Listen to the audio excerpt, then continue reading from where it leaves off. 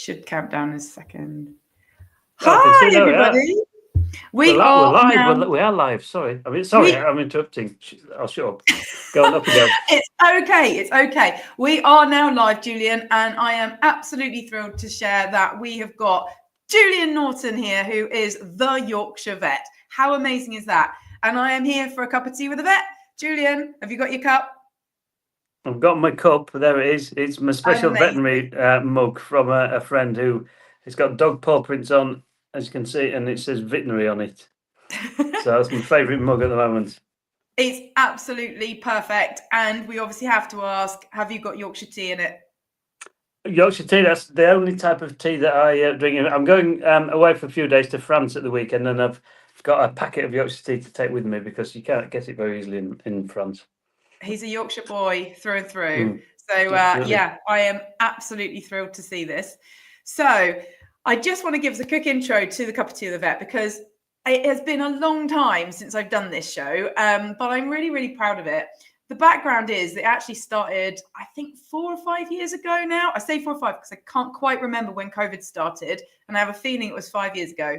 But that was what started me on this show, and we started bringing vets on because the vets were getting really separated from their owners, and it was clients, and it was all a bit. So I decided to do something nice and start showing that there was a human behind the vet, and get some interviews and really start meeting vets. And I have to say, I loved it. It's been amazing. I've met so many incredible vets and learnt their backstories and their actual lives and all this stuff, and it's been great. And I have to say, one of my amazing clients, she even messaged me and she was like, oh, I'm so excited to have this show back on because it was part of my lockdown ritual was to come and watch this show. So I am thrilled.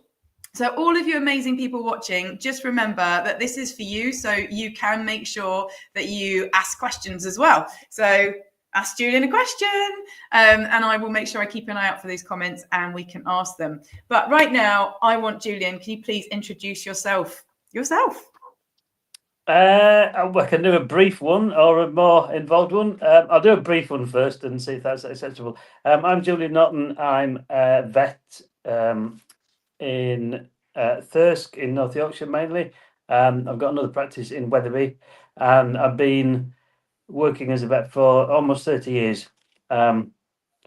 Mainly, almost exclusively small animal practice now, but most of my career I've been involved in mixed practice, and that's kind of it really. Until 10 years ago, I was just a vet, and that was as simple as it could get. And then since that time, by kind of bizarre circumstances, we've been involved with quite a popular television program called The Yorkshire Vet, which Channel 5 have been broadcasting since 2015. Yeah. And so since then, I've had a sort of rather weird dual life of being a normal vet most of the time, but having all that stuff sort of all the stuff that I do broadcasting episodes of the Yorkshire Vet. And series 20, in fact, it's timely actually, Donna, doing this podcast now, because series 20 starts tomorrow evening at 8:00. So we didn't ever expect that this would have kind of happened, but I've got this very strange situation going where I'm a normal vet, or I think I'm a normal vet, and then people recognise me in the supermarket or when I'm out and about and want photos and this kind of thing. So life kind of changed a little bit. In many ways, some ways it's exactly the same, but in some ways it's very different now to how it was before. So yeah, I still think of myself as a vet, but there are other elements of things that I do now which took me a bit by surprise. Well, do you know what? I think that's the beauty and colour of life, and I think that is absolutely wonderful. And I definitely want to use totally inverted commas on the just a vet. There is no just a vet. You're an amazing person doing an amazing job. And so you definitely need to celebrate that. But I totally understand your life took a twist that you weren't expecting. And that's fantastic. And yes, I met Julian when I was at Crufts a couple of weeks ago, and we got chatting, and it was wonderful talking. So I can't lie, I'm really excited about this chat as well, because can't lie, I did a bit of stalking, and actually it was Julian that told me to do that. So he said, get my bio, it's out there. And I was like, okay, fine. So I went on Wiki, which I know everybody says don't do Wiki, but it was very interesting. So there's so much to find out about you, and more than just the veterinary world. But we're going to circle back to that anyway, because that's really cool. And I know you've written books and all that stuff, but I want to know, what do you do in your spare time? Well, my main, I do now actually. I've got a bit more spare time than I ever used to have, actually. So yes, there's lots going on, but I've got time to kind of relax a bit more. So yeah, my main thing at the moment is mountain biking. I'll try and go out and explore the hills and the forests and the moors as often as I can. I'm very lucky living in Thirsk. We're right next to the North York Moors, and it's a beautiful area. And once upon a time, I was pretty much forever on call and traveling around all those places, looking after poorly sheep and sick cows and that sort of thing. But now I get to enjoy the area on two wheels when I'm not at work. So that's my main pastime. I love that. Anything that's outside. I'm going away skiing for a few days at the weekend, so I like to anywhere where there's hills and anywhere where there's some kind of outdoor action. That's the main thing that I like to do. But I've done all sorts of things. I used to do a lot of triathlon in the days when I was able to run and all sorts of stuff like that. I was going to say, is it the views you like, or is it the extremeness of the sport? Because I'm imagining that bike is a bit dangerous. It's all those things, really. I mean, primarily it's being outside in the fresh air. It's seeing it's not just the views; it's the whole experience. It's the sound. At this time of year, there's loads of lovely bird song going on. It's the freshness of the air. It's partly the physical elements. I do like to, get my heart rate going, and I do like the physical aspect of it. I quite like the excitement and the adrenaline. I used to do a lot of mountaineering and rock climbing, and mountain biking. It brings a lot of excitement and adrenaline. It makes you feel like a kid again, which I think is always a good thing, even when you're getting on a bit like me. We don't discuss these things. When you're coming down a fast bit of single track on your bike and the world's flashing past you at high speed, there isn't any time to worry about, if you've given the best, tablets to the dog that was being sick, or whether you should have done a different blood test or any of those things. You're not worried about, the financial success of the practice. You're just concentrating on not falling off, and that to me is a very whatever you're doing, whether you're playing a musical instrument, whether you're painting a picture or any of those things, if you can put yourself in a place where your mind is away from your normal day-to-day job, that's a good thing. And for me, getting out in the countryside, and particularly if I'm going on my mountain bike downhill at high speed, that's perfect relaxation. So you are so preaching to the converted here. I'm smiling my head off because I'm laughing, because I absolutely 100% agree with you. All of the people that are watching that know me know that I am an adult gymnast and still very much a gymnast. And so that's why I said, shh, we don't speak of our age, because I'm also in that situation where people say, you sure you should do that at your age? And I'm like, no, don't even go there. And it has to be done. And I absolutely love that how you can get your head just lost in the moment, and there is nothing else that matters except that scary element that you've got to just focus on. So yeah, that's amazing, and it's wonderful to hear. And I'm so glad you shared all that, because your wiki page is quite it does definitely allude to your sporting prowess, and I definitely wanted to touch on that because you've got a world record. Have you forgotten about it? I think it's been taken in the last few years by an Australian duo of rowers. Yeah, so this was a few years ago now. I was when I was on call all the time. It was hard to get out and do all those kind of activities that I've been talking about, because I was 3 nights, 4 nights of the week I'd have a beeper in my pocket. So a bit like a fireman.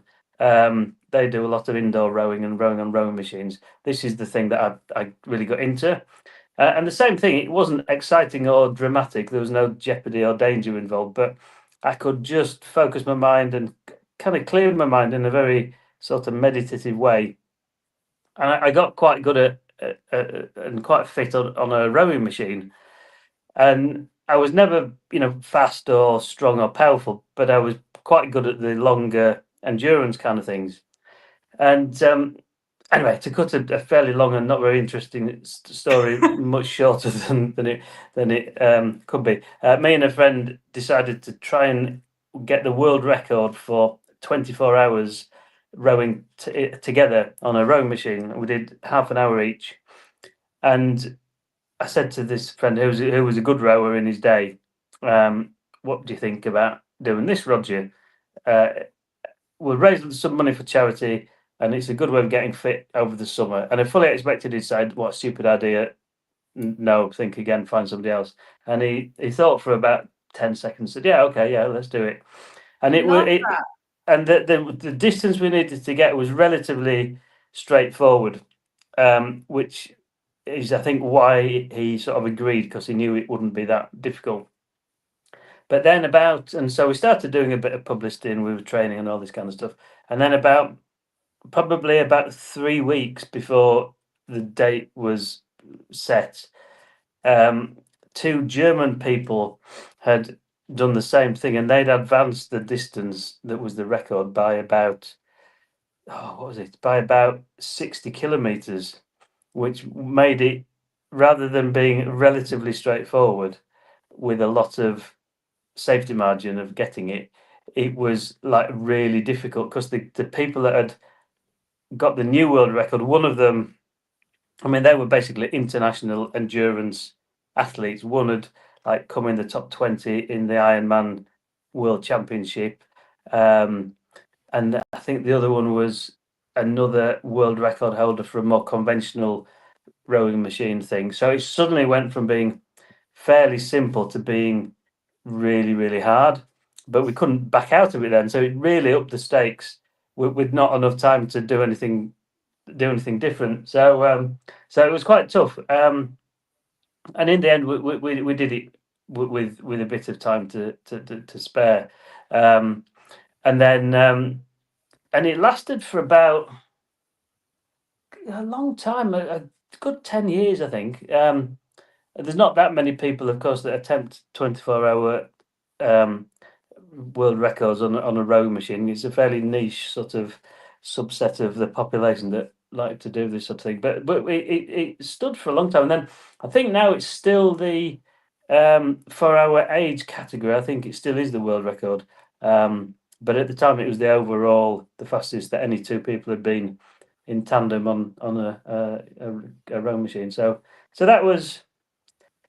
I was thinking about it today, actually. I've been out after work for about half an hour on the same rowing machine, and I was thinking about it. It was it was a real lesson in just through determination and kind of focus and just putting the hours in, what you can actually do. Because I'm obviously not an international standard athlete by any means, but it just was a measure to me that if you just put the hours in and plug away, then we can sort of achieve almost anything that we want to do within sort of reason. I agree. And it was great. It was set around, I think, 8 months of sort of preparation. So it was fairly committed, and it was, the whole family were affected really, because I was just hungry all the time, rowing on the rowing machine for about 3 hours a day, especially at weekends, and I'd get up early and things, but tired all the time. So there was one evening when it was I think it was my birthday, and we were going to go out for a meal, and in the end, we just ended up abandoning and sitting on the sofa and didn't go out because we were too tired. So yeah, I won't be doing it again. But at the time, it was quite a good challenge and very rewarding to.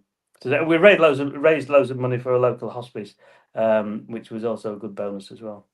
I think that's absolutely wonderful. It definitely smashes my only world record. I was part of a world's biggest hula hoopathon. Oh, nice. Excellent. How long did you hula hoop for? We only had to all hula hoop for a minute, but we had to have 1,000 people all at once. So nice. It wasn't me organising it. I was just one of the participants, and it was people hula hooping all up and down the country. And it was my friend that asked me to do it. And I was like, yeah, why not? So it was absolutely hilarious. It was a brilliant event, great thing to be part of, but also only a record that you can laugh at, right? So, but it was definitely very cool. So yeah, really well done. That is brilliant. And definitely reflecting on the fact that you, as you say, you can achieve so much more than you realize once you put your mind to it, right? And we put these major athletes who are obviously incredibly dedicated on a massive pedestal, but then we don't realize what we can actually achieve ourselves by actually just trying. And it's sad actually that you kind of just put yourself down in that way, but I've definitely learned as well. You've got to just try. It's amazing what you can achieve in your life and be really proud of. Emily, thank you so much. I want to also say she has come on, and she's Emily Ashdown has come on and said age is a myth, and I completely agree, because it's just crazy. And I've said so many times, there's so many people that are my age who don't do anything like what I do, and the same for you, Julian. There's loads of people at your age that do not do what you do.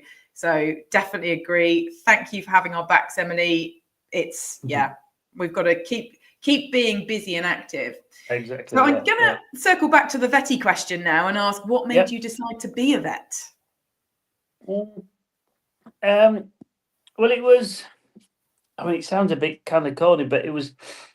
Well, when I was a little kid, the sort of highlight of the week was Sunday evenings, when All Creatures Great and Small used to come on the telly, and my grandparents would come down. They lived just up the street, and they'd come down for tea, and would sit there, the family, eating, tea, pork pie, sandwiches, and whatnot, and this was on the telly, and everybody watched it together. And I remember thinking, gosh, that would be quite a nice thing to do. You're out in the fresh air. It's a really practical, vocational kind of thing to be doing, fixing people's problems. And I remember, some of the stories that would appear, that were problems with, that there were animal problems, but it was having an impact on the people. So the cows were, the coats had gone a funny colour and they weren't thriving, which meant that the impact that was having on the farmers was causing, all sorts of anxiety and financial problems. And then when the vet would struggled, to find the diagnosis, eventually worked out what was going on, instigated the cure. It not only fixed the animals, but it solved the human situation as well. And this was when I was about, I don't know how old I was when that was on, probably about 8 or 9. And I remember thinking, that's a great thing to be able to do. All those, it just ticked a lot of boxes. And then, we'd never had any animals of our own. I was not from any farming kind of background at all in sort of, sort of urban West Yorkshire. But I just always had this. I had a real sort of love for doing outside stuff and being outside in the fresh air, and my grandparents kept a few animals, turkeys and pigs and things. They had a small boarding kennels for dogs, so I had quite a bit of exposure through them. And then it didn't really think about it. Well, as you get a little bit older, and then got to school, and initially I was, just pretty average, and then I started to get quite good at science subjects and that sort of thing. And then you start thinking, what I'm going to do for a job, and it all sort of just fell into place, really. And for pretty much all vets, I think, once you've made that decision when you're 13 or 14 or whatever, that's what you want to do, it makes life very simple from there, because you don't have any traumas or anxieties about where your professional life is going to go. Once you've decided that's what you're going to do, you just set your mind on getting there. So yes, it's not necessarily easy, but in some ways it kind of is easy once you've made that decision, because that's just where you aim for. Absolutely, it's the aim, isn't it? Yeah, and there's lots of young people now that you see who don't really know where the career is going to go, and it's really difficult for them. I feel really sorry for people who don't have that kind of guide. For us, it was easy once you'd made that decision. You didn't have to make any others really, apart from where you wanted to work and what sort of type of animals you wanted to work with. So that was, I think, probably the first sort of germs of an idea of becoming a vet, and then it just sort of went from there. Yeah, I ended up being at school. I think a lot of vets are quite aspirational and you have to be quite focused to get through the A levels and things. And it was quite appealing that it was this really difficult, challenging course to get on. It made you sort of really focus. So yeah, and that was it really. I think it doesn't seem that much of a. No, It it's wasn't like a lovely. seismic decision. No, it's Thunderbolts and lovely. lightning. I'm going to be a vet. It just sort of happened that was what I'd wanted to do, and Yeah, no, it's then unfortunate that it all fell into place really.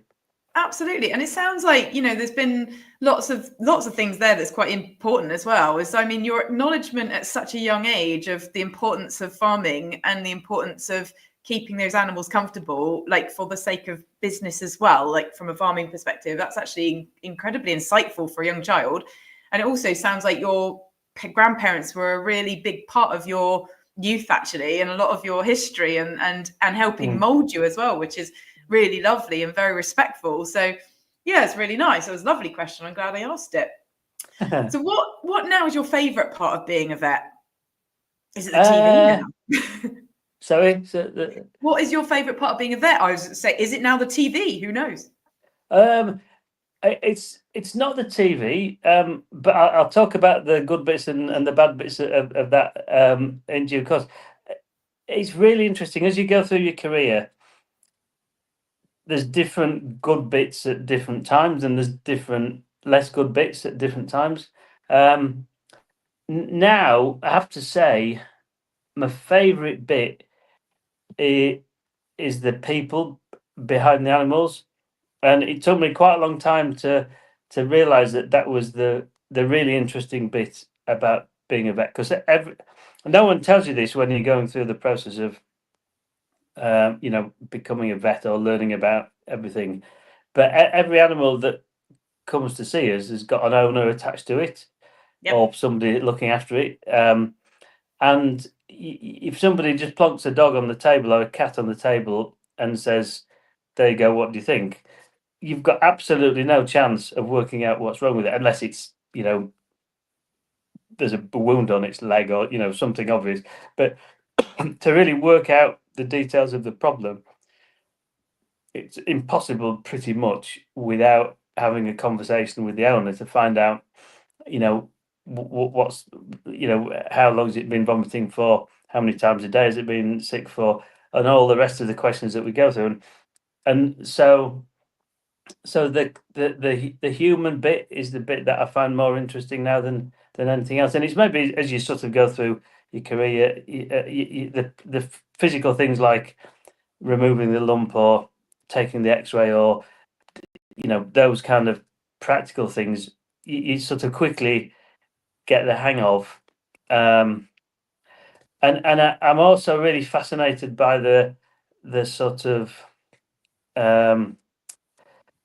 because not the last sort of 10 years has been a lot of kind of, oh, this problem, you have to do X, Y, Z in this order, and this is the gold standard kind of process. And if you're not doing that, then you're not doing the job right. What I find really interesting is the sort of working out how to manage each clinical scenario in a way that's appropriate for the animal and for the owner. Yes. And it's got a name now, hasn't it? I've forgotten what it's called. Yes, absolutely. It? Contextualized care. That's right. Yeah. They've put a name on it, but we've been doing this for years, right? we should have been. And it's there's there's lots of different ways of tackling sort of every situation, and I find it really interesting trying to work out how best to manage. Not every dog that's lame needs a CT scan of its, of all of its legs, and yes, some definitely do, but not every dog, and that might be not just because of financial constraints, but there's certainly some owners who would think, I don't really want to zap my dog with, gazillions of, joules of radiation, kind of, whatever reason. So I think I really find it interesting how to manage the case and discuss the options with the owner, and that's what I find more interesting now than I have done before. And I think when you first start off as a vet, we're trained and we're focused to get the diagnosis and to find out what the problem is. And then the next thing is, right, we've got the diagnosis, now let's fix it. And it's very goal orientated. And that's just the way that as scientists we are, and how the training takes us, because, you can't fix it if you don't get the diagnosis. So that is all about that. And then it's all about what's the best way to fix it. Once you've got those elements kind of embedded in your sort of consultation or whatever, then it's okay, so this is how we can manage it. We don't have to do it that way. Not every dog that's hurt its cruciate ligament needs a TPLO, and there's some that you think definitely need surgery, but the owner doesn't want to do it, and then you go down a different approach. And lo and behold, I saw a lady the other day. I was out on my mountain bike actually on Saturday, and this was a spaniel that had ruptured its cruciate ligament, really lame, really sore, quite slack. And I was fairly convinced it was a surgical kind of case. And she said, no, I don't want to do that if we can avoid it. So, well, yeah, there are other things we can do and whatnot. And 3 months later, the dog's totally back to normal without any dramatic treatment. And the orthopedic surgeons don't really see those cases because they're the ones that don't get to them. So that's the thing that interests me more than anything at the moment, the humans rather than the animals, which sounds a bit weird for a vet to say that. I love that. And it really is what shows your heart as well, because that's what people want to see, is that you can think outside the box in that way. And it's funny because obviously I've been in this industry, well, almost as many years as you have, really, because I qualified as a nurse like 23 years ago. So it's been an awful long time. And, and I do feel like historically you did think more openly. And then, as you say, time moved on and we got this gold standard thing. And then now we're using the words contextualized care. And but I look back and think, well, I've been doing that all this time anyway. Which I'm very proud of. So, and it's love. And the reason for that is exactly like you say, it's about caring for the person as well in that scenario, because ultimately I always see the caregiver, the owner, whatever label you want, they are part of the team and they have to be empowered to be part of that team. And that's how you get the best approach. And your caregiver might be a 90-year-old lady who can't, so from a rehab point of view, you can't do exercises and lift the patient and do all those things in the same way that a 30-year-old might be able to. And I hate that I've just used age as an example, by the way. but the point is just to reflect on those exact situations that you've just explained. So it's really lovely to hear. And I know that that's going to be reassuring for so many people to hear, because you're absolutely right. So many people do just have so many different thoughts about what they want their care plan to be for all sorts of reasons. Could be religious, could be financial, could be physical, could be house space. there's tons of them. So yeah, really, absolutely. really great. I just want to make sure I've asked the questions that the wonderful viewers are asking. So Emily has jumped on again and she has asked, what is your favorite species to work with? That's an easy question. It has to be dogs. I think I've treated obviously lots of animals over my kind of career and lots of different types, and I used to take quite a lot of enjoyment by treating cows because I always found cows quite curious creatures, and quite thoughtful. But I have to say, dogs really, the relationship that we have with dogs as humans, it's a very kind of special one that's kind of been cultivated over millennia. Yeah. And I think that really that's got to be the answer to that question. It's definitely a very special relationship. And I treated a cow once, actually. It was a show cow, and the farmer was very, very happy. So great result. So I was very proud of that. But definitely very different to treat all different species, isn't it? But I will challenge you to this. I've got chickens now, pet chickens. Yeah. Wow, the personality differences. Honestly, it's like watching absolutely a little school. agree. Yeah. It's amazing, isn't it? It is, and I didn't realise this until when we were filming the Yorkshire Vet. That was really what opened my eyes to the relationship that people have with birds. And the reason is you'd sort of see a chicken that might be, I don't know, lame or when you're sneezing or whatever, and again, back in the day, you'd be working out what to give and what the best way to fix it would be, and you'd never really give a lot of thought to anything else. When we're filming the Yorkshire Vet, there's a camera pointing at me quite a lot of the time, and I'm sort of, as I'm doing the stuff, and I'll explain to the person holding the camera what I'm doing and why I'm doing it and what might go wrong and what might go right. And then they then usually turn to the owner and ask questions to the owner. And these are questions that I wouldn't think to ask, and there'd be no real reason for me to ask as a vet. And there'd be questions like, "Oh no, so what does this chicken mean to you? What's your relationship? Why is Flossie or Fluffy or whatever the chicken's called? Why is she special?" And we'd never, as a veterinary professional, ask that question because doesn't seem appropriate. But when you sort of see owners of animals probed about why they love that chicken so much and what's so special about the chicken, you hear the answers that you've never known exist because you've never asked the question. And having witnessed that, I really thought, cracking, people really do love chickens, and so that was really eye-opening to me. And I've now come to realise that there's a lot more going on in the brain of a bird than I ever used to realise. I've recently become friendly with a pheasant.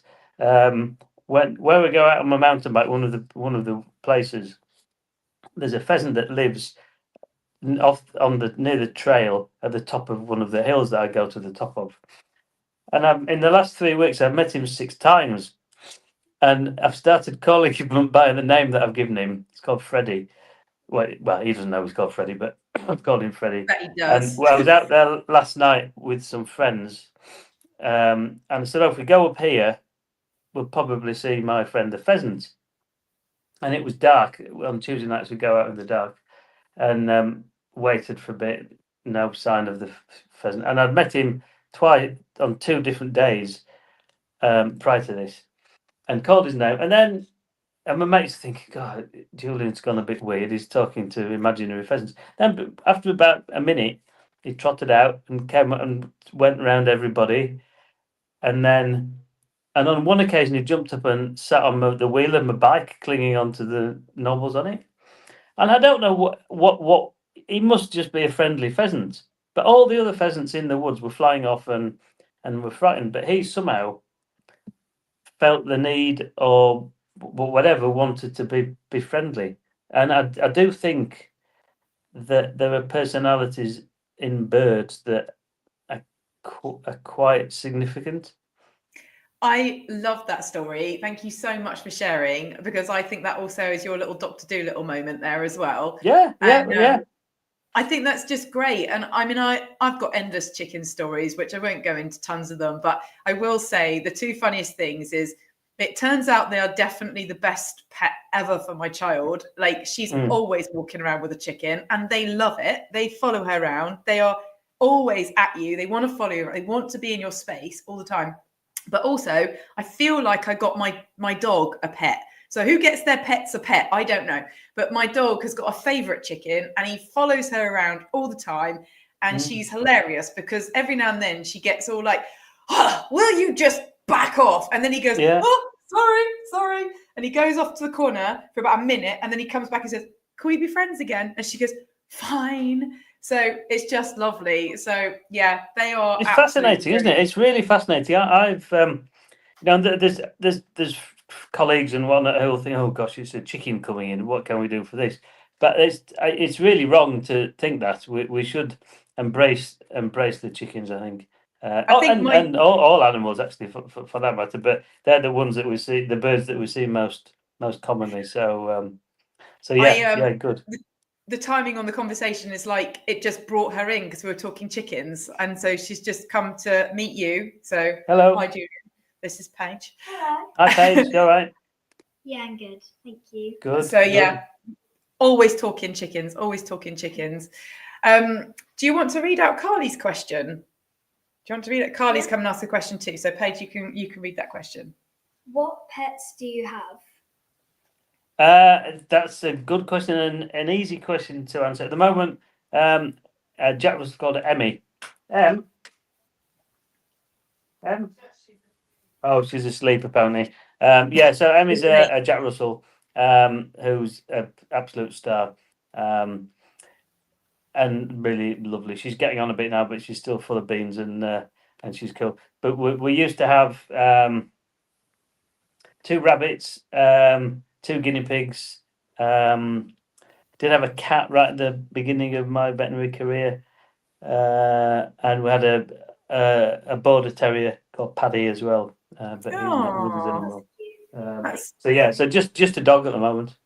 Oh, that's lovely. Thank you so much for asking, Carly. Really appreciate it. Carly was so excited. She was one of the ones who commented and was like really excited that this show was going on again. So thank you for that. So I've got a question from Aldi. I hope that's how I pronounce it. That I actually met him at Crufts as well. So this is really nice. He is asking you, Dr. Norton, so he's very nicely addressed you. What is your view on orthotics and prosthesis on pets? Oh, that's a good question. Well, I think I've done a bit of work with a company called Wimber, who make really excellent orthotic supports for mainly for dogs who've got things like carpal hyperextension or hocks that have gone slack. And they're very good. They make them bespoke by 3D printing, and they're really good. They give a lot of relief and a lot of support, and I've used them a few times. And so they're very good. I haven't got any real experience of prosthetics on dogs and cats. It's so fine. I can't really comment. I mean, what I would say is dogs and cats have obviously got 4 legs, and which is twice as many legs as us. And I do think they can cope remarkably well if one leg isn't there. So I think that we have to be a bit careful about putting prosthetic limbs on dogs, which can cope, I think, very well with 3 legs. So I think I haven't got any direct experience. Is the short answer. But And I that's think, totally fine. It's yeah, totally I fine think to we've ask. got to be a bit cautious about extrapolating from a human who has two legs, which we're very dependent on for walking. Clearly, and I think there's also, we have a sort of bigger reliance on a prosthetic if something goes wrong with our legs than a dog or a cat would have. It's a huge conversation. It's definitely not a 5-minute answer, is it? And at the end No. of the day, I always say it's something that's very individual for the individual patient, and has to work right for the right one. And I've certainly seen some where they do incredibly well with them, and you're just like, wow, that was amazing. And then equally the other way around sometimes. So I think that it's a big conversation to have. One of my fellow physios has got a greyhound who's got a prosthesis because they've only had half a leg missing. And that dog's done incredibly well with it. It's actually quite amazing. But that's not going to be the case for every single patient. So it's a huge conversation, and definitely one that's individual. But it's great to have your view on it, and also reflect on the fact that it's not something we see very often yet. So we just I haven't seen any patient in any of the practices where I've worked that's had a prosthetic leg. So I've never had a patient with one, so I can't really comment. Yeah, but I think orthotics are good for the right circumstance. I think they can make bring a lot of comfort and pain relief and good stability for the right case. Yeah. Fantastic. Well, thank you so much, Aldi, for asking the question. So Emily also wants to know, what made you want to open up to having your the cameras come and see what you do? I think that's an excellent question, because I think I would struggle with the pressure. I'd probably do it, but the pressure would be like, Yeah, it's a very good question, and it's a good thing to talk about, because I do sometimes wonder why on earth did we do it. But what happened was, in about this time of the year, in 10 years ago, in 2015, we were approached by a production company in Leeds to see if we wanted to be involved with his program. And just something about the way that they described how the program would be, I found quite appealing. And how they described it was pretty much exactly as the program is, or certainly as it was at that time, when it was simply based around one practice, and it was really more a story about the people and the animals within that area, rather than about us specifically, is how I always felt.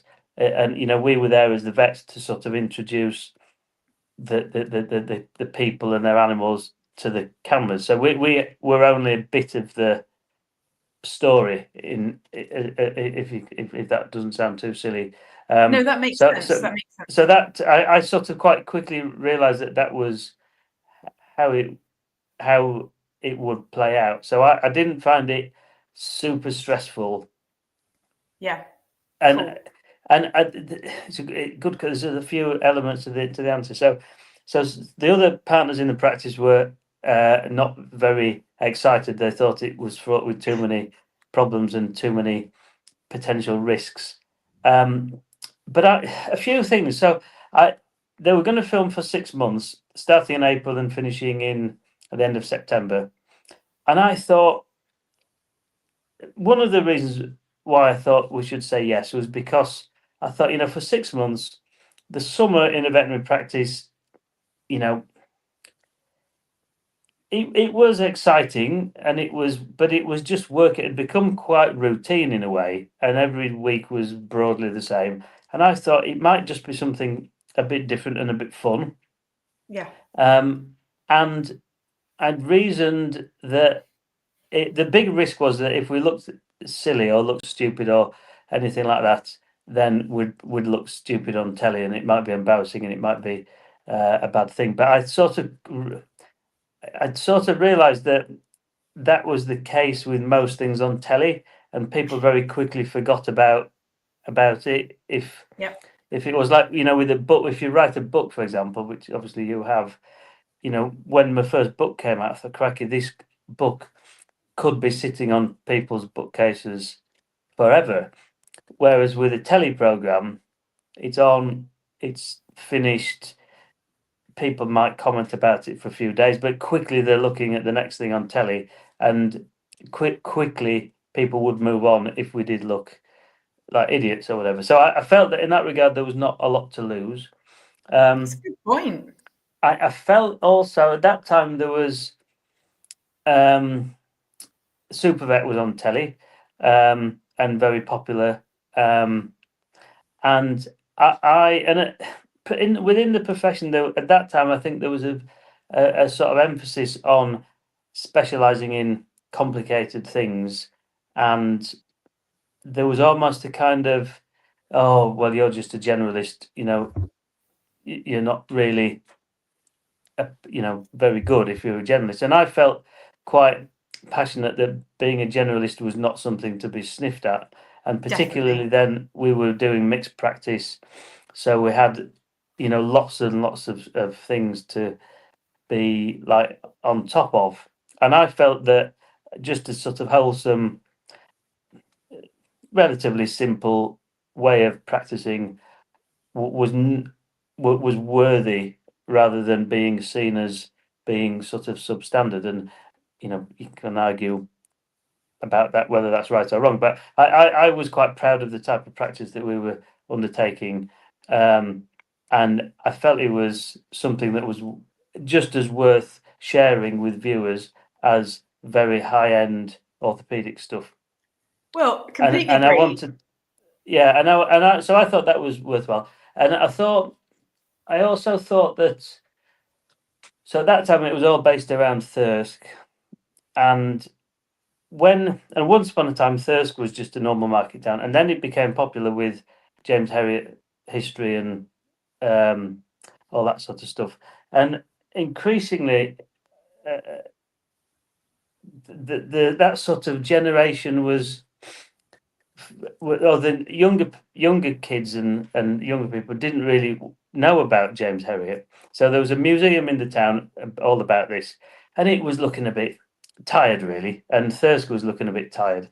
And I thought, if this works and if this is successful, it might be a bit of a boost to the town. It might be a bit of a boost to the practice, but I sort of felt it might not really help the practice, because if somebody's watching our program in Wales or in Scotland or wherever, they're not going to be new clients. So it wasn't necessarily about giving the practice free advertising, because I didn't think that would be very useful. But I just thought if it works, it might be just generally a good thing for all the pubs and the cafes and the bed and breakfasts locally, as well as. And again, it sounds a bit daft, but that was one thing that I thought. But mainly, I just thought, let's give it a go. It could be a lot of fun, and It's really good. And that's exactly how it's turned out. It was a step into the unknown, really. And the funny thing is, we could have all easily have said no, thank you. And two of the partners at one point were definitely of that mindset. And I was thinking, oh, never mind. Maybe that's an opportunity missed. And then one of them had a change of heart, and then we sort of said, yes, let's do it. And at that point, we thought we'd just make 6 episodes and that'd be it. Honestly, we thought it was something, a bit of fun, nothing lost. Made some good friends and whatnot, and then we sort of couldn't get out of it then, because they kept wanting more and more. So all those reasons were why we sort of decided to do it, I think. It's fantastic. At the end of the day, the reason why they wanted more and more is because it has always been an eternally popular type of story. I mean, I certainly know who James Herriot is. You're quite right. Youngsters probably don't. But then they did go on to make an All Creatures Great and Small remake not that long ago. Yeah, and absolutely, and this ultimately was the ultimate all creatures great and small, but without the drama. It was the real life. Yeah, And I think that's really good of you to have had that big picture thought about your local area as well, because it actually is incredible how important that is to an area. Because like we went to on holiday to Wales, and growing up we went to, I think it's Portmeirion, where they filmed The Prisoner about 100,000 years ago, and it's still trying to live off that now. And we went there a couple of years ago, and it was still banging on about The Prisoner, and I was like, oh, come on, you need to film something else here, because it was a bit crazy crackers. But I mean, it's doing well for itself. But exactly like you said, I just thought how tired it looked. And ultimately, my entire lifetime has gone. Prisoner was before my time. So, I think that was a really insightful thing for you to do. So, yeah, really well done. It's really good. And it has really boosted the area. I worked for a time in Boroughbridge, and they loved it up to a point. It made sometimes Saturday mornings the high street was rammed with visitors, but pretty much every weekend there'd be people walking past the practice, peering through the consulting room window and waving and taking photos. So it's been good, for Yorkshire generally, actually. I was going to say exactly that, because I think I heard that Yorkshire could be its own state and like its own country, because I think something like most of the Olympians come from Yorkshire as well. It was I don't know whether we want to be doing that, but it's certainly a big county with quite a lot of things going for it. And because it's so big, it's so varied as well. So there's loads of good elements to it. And people seem to like it. So yeah. No, well, I have got to holiday in Yorkshire. It's on my to-do list. So Wendy, my mum, thanks mum, has also come on and said, very interesting to hear your view on treating animals and talking and taking into account the human aspect of the animal's needs. So there you go, some more love to you on that situation, which is great. And Aldi did come back and also say, indeed, in cases of non-load-bearing limb, they cope very well, and a big smiley face. He's offered to share some images, but we can't do that on here, so that's fine. We can take that offline afterwards, so that's all good. Thank you so much, Aldi.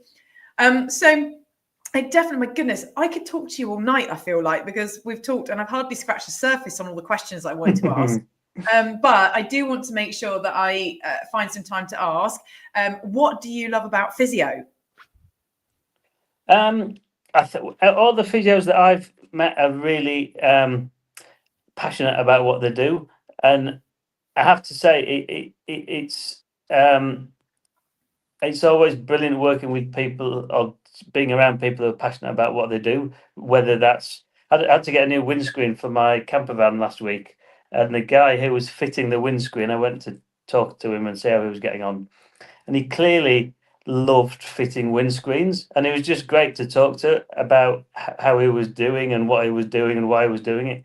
And it's a bit the same with physios, that you're all very enthusiastic about what you do. So that is quite an infectious thing.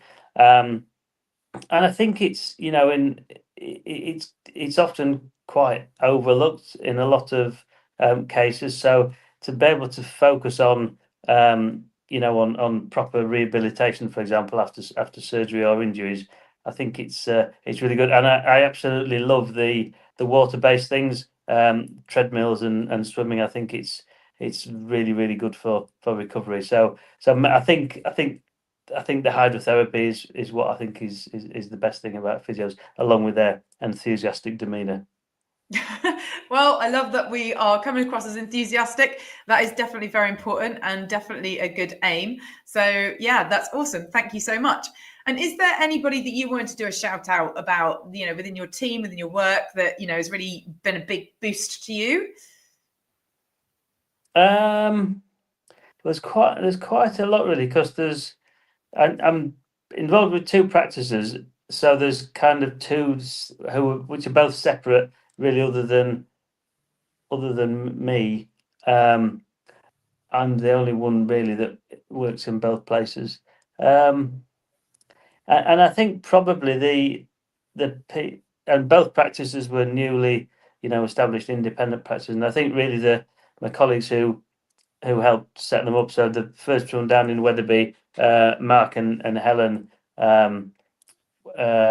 when we set that up, they were super helpful, and it wouldn't have been easy or even possible without the joint effort. And then in Thirsk, my wife Anne and Isabella, who are the other main partners there. Again, it's the same thing. It's a real sort of synergistic kind of process. It would have been really quite frightening and quite daunting and quite difficult to have done these things individually. And when you pull on, again, enthusiastic people to help with any project, it makes things 10 times easier. So them mainly. Lovely. And so I do want to and then since sorry, as we've grown, as we've got bigger, and more people, vets and nurses and other staff have come in to the practices as they've grown. Of course, that's, we couldn't do it without them. So it's everybody really in the team that works hard. And what we're not striving to be bringing in thousands of pounds a day, but we want to have a practice where both the staff and the clients come in with a smile on their face and go out with a smile on their face, and that's sort of the main thing, and that's what we've managed to achieve. Good. That is the perfect thing to achieve, isn't it? Because that is, happiness is the answer to everything. Absolutely. So I do just want to ask, what do you feel your greatest achievement has been so far? It's a big question, isn't it? Gosh. Professionally, do you mean? Or yeah. Anything, whatever you consider your greatest achievement is. But I suspect you've got several. Yeah, it's a good question. I mean, I have to say, I think what we've managed to achieve with the Yorkshire Vet is pretty spectacular, in that it's way beyond my expectations, and I'm only one small part of that. But I do think that I do feel like it's sort of not exactly my baby, but it sort of nearly is, because I was the main protagonist at the beginning, and as it's gone on, it's grown, it's changed. There's more people involved, there's more practices involved, but I do feel very sort of kind of protective over that. And the great thing about it is, if you can fix an animal, normally you've got the owner, the animal, the vet, the nurse, maybe the physio, that get that satisfaction of the cure. When, because of what we've been able to do, you can share that with a million and a half people who were sitting at home watching it on the sofa, and that is a very powerful thing to be able to do. And from my point of view, I do that without intending to. It's just it just happens. It was never our aim to say, right, let's do this. It just happens almost by accident, and that is a fantastic thing to be able to do. No, absolutely. We need positivity. So it's really nice to see something so positive on TV. That's absolutely fantastic. So I'm going to ask my last question. And I didn't even ask you this in advance, so I'm sorry about that. But what would be your top tip for managing pain or helping with pain? What would be your top pain tip? Top pain tip for dogs, or for I guess for dogs. So this, I always remember this, and it was an orthopedic surgeon called Richard Whitelock who taught me when I was at University at Cambridge, and he was a brilliant surgeon, but one of those very gentle kind of guys who was very mindful about everything, and he said, whatever you do, always remember that for a dog, the best thing you can do to cheer it up is to give it a bowl of food. And nowadays, there's epidurals, we've got all sorts of fancy analgesics that that yes do work well, but what he said that time to a post-op patient, I still think about all the time. And you can give a dog a bowl of food, its mind goes away from whether its toes hurting or its legs hurting or its ears hurting when it's eating the food. And I think sometimes simple things like that are really important. And I think appropriately placed bandages, you know, I sometimes see some younger colleagues with, you know, cats with broken legs waiting for the surgeon to come in and fix it. And yeah, they've all had plenty of, you know, methadone and whatnot going on, but a proper nice bandage to stabilize something that's sore Yes. is essential. And I think are we not teaching this anymore at vet school, to put the bandage, immobilize the thing, and it's basic first aid if nothing else. So a good bandage, properly placed, that isn't going to fall off, and the other things that aren't pharmaceutical. Yeah. So there's 2 tips. No, it's perfect. As an ECC, so you want an emergency and critical care nurse, I can't tell you how much I agree with the bandaging thing, because that is what you have to do to just be that emergency moment. So yes, completely right. And the right word said there is do it well. Because shocking otherwise.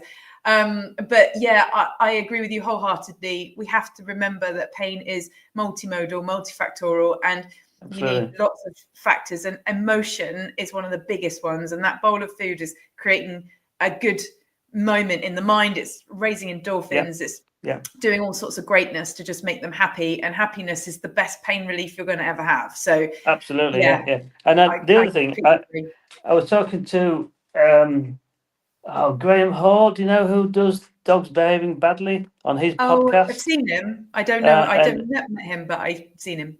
He's an interesting guy. And he was asking some question about what can we do with dogs to improve their kind of life, or what. It was a general question, and I was thinking about it, and I said I think we need to talk to dogs more, and cats and chickens, because often you might be going for a dog walk, and you might be thinking about whatever. There's a guy that I know who I see every morning with his ear pods in, listening to the radio or whatever. And dogs have got ears too. And whenever I say anything to my dog, she looks up and she starts wagging her tail.